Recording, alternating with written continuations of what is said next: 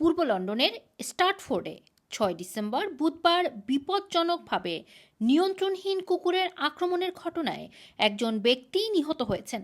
এই ঘটনার পর একজন নারীকে অভিযুক্ত করা হয়েছে। 42 বছর বয়সী ওই ব্যক্তিকে স্টার্টফোর্ডের শার্লি রোড থেকে গুরুতর আহত অবস্থায় উদ্ধার করে হাসপাতালে নেওয়া হয়। পরে হাসপাতালে তার মৃত্যু হয়। মরদেহের ময়নাতদন্ত করা হবে বলে পুলিশের পক্ষ থেকে জানানো হয়েছে। পুলিশ ঘটনাস্থল থেকে সংশ্লিষ্ট কুকুরটিকে আটক করেছে। শার্লি রোডের বাসিন্দা 32 বছর বয়সী লিয়েন ম্যাকডেনকে গতকাল গ্রেপ্তার করা হয় এবং তার বিরুদ্ধে একাধিক অভিযোগ আনা হয়েছে। অভিযোগগুলোর মধ্যে রয়েছে নিয়ন্ত্রণহীন বিপজ্জনক কুকুরের মালিকানা, যার কারণে একজনের মৃত্যু হয়েছে, প্রাণীর কল্যাণ নিশ্চিত করার দায়িত্বে ব্যর্থতা এবং একটি লড়াইয়ে কুকুর রাখার অভিযোগ।